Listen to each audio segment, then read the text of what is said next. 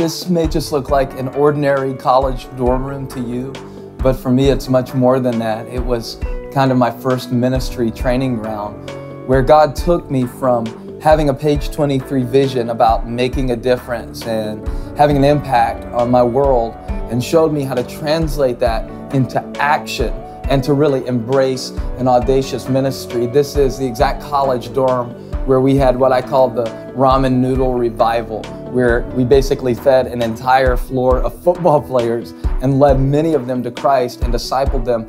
And I can't think of a better place to show you the background of my faith formation as it relates to really launching out, taking what I have and making a difference for God, and hopefully helping you start to think about how you can take what you have, even if it doesn't seem to be much, and making a tremendous difference as God multiplies it through your audacious faith.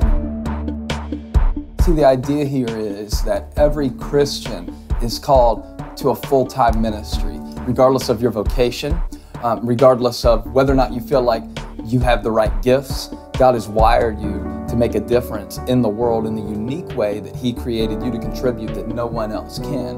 And what I love about this setting is that it proves that you don't have to have a ministry title or a degree to make a difference. This is my freshman year of college. I'm in a dorm room. I head out, I buy a bag of groceries, and over the course of several months of consistently loving people, I have the opportunity to share Christ with them. Now, begin to think about what the audacious ministry initiative God is calling you to might look like. But as you think about it, I don't want you to think in terms of something you might do one day. I want you to think in terms of how God might use you today, where you are. Remember, in the book I talk about igniting the ordinary. I use the example of the burning bush, which we all think was a dramatic, explosive encounter with God, with pyrotechnics, and certainly it had to be pretty cool to see a bush that caught on fire, but yet it wasn't burning up. However, this scene occurred in the middle of mundane circumstances. And I know that as you've been reading the book and as you've been praying these prayers about God, show me my opportunity for audacity, it can be very hard to trace the hand of God in a situation that seems painfully normal. I call this the ache of the ordinary, and you know exactly what I'm talking about. I love Jesus. I want to make a difference for God, but I'm stuck and there's no opportunity for burning bushes around me. But I would suggest to you that if you open your eyes, bushes are probably burning right where you are. The presence of God is certainly already active in your particular situation. It's just a matter of you deciding to embrace your ordinary life with an audacious approach. When we think of audacious faith, we tend to think of certain activities that are audacious. If you go on a mission trip to a third world country, that's audacious. But if you just go to work every day, there's no audacity in that. And you get into survival mode and you start to really give up on the hope of ever doing anything noteworthy or remarkable for the cause of Christ. I want to flip your mentality a little bit. And I want you to see that audacious faith and sun stand still prayers are not necessarily about the type of activity you're doing, but about the way you approach every activity. See, the power of audacious faith is that you can approach all aspects of your life with audacity. Even your family. Let's say your marriage right now is in a place of stagnation, or your marriage is in a place of struggle. By embracing audacious faith in your marriage and beginning to love your wife as Christ loves the church, or as a wife beginning to support your husband and speak life into him and to affirm him, I believe that God will perform miracles in your marriage and will begin to show the world what a marriage ignited by the power of Christ looks like.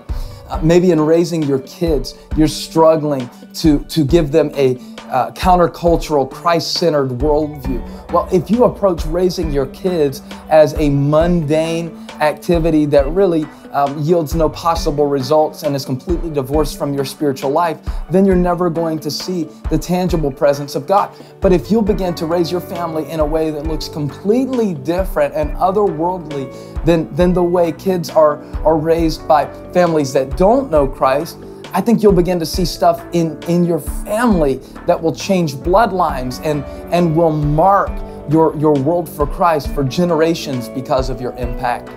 The thing I want you to begin to think about and to discuss and to begin to explore at a deep level is, what has God put in my hands to make a difference in my world?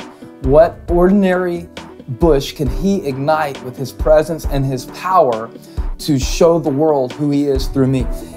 In my life, that happened with ramen noodles and mountain lightning. Remember, when you're in college, you're completely broke, dirt poor. So you can't afford Mountain Dew. You work what you've got, which for me was mountain lightning and ramen noodles. And we had a ramen noodle revival. We saw many people come to Christ. We saw God do great things. And it started with cheap food that isn't good for you at all. I was thinking about the biblical miracle in Matthew 14 and John chapter 6, when Jesus fed 5,000 men and women and children, and how ordinary that day was on the surface from the disciples' perspective. It's just another day. We're facing a problem. It's a catastrophe, in fact. We don't even have enough food to feed all these people. 5 loaves, 2 fish. And Jesus takes that ordinary resource, that ordinary situation, and creates an extraordinary moment that the disciples would never forget. I've never seen fish and loaves multiplied, but I have seen ramen noodles used for the glory of God. What are your ramen noodles? What is your mountain lightning? What has God put in your hands? How can you work what you've got?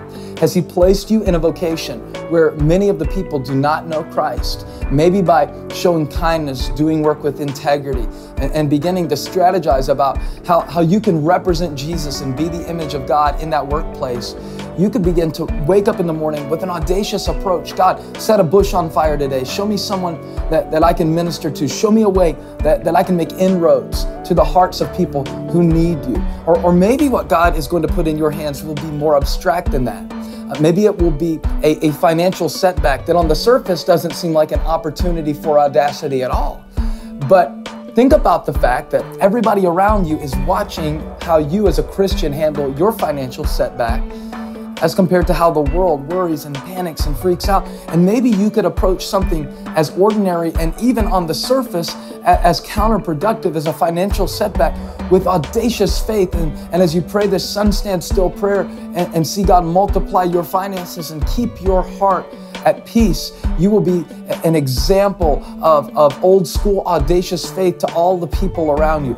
There's something in your hands. What is it? There's a bag of groceries that God is calling you to distribute so that you can become a processing center for the miracles of God to everyone around you. I really do want you to answer this question before the end of the day, before you journey any more into this process of audacious faith.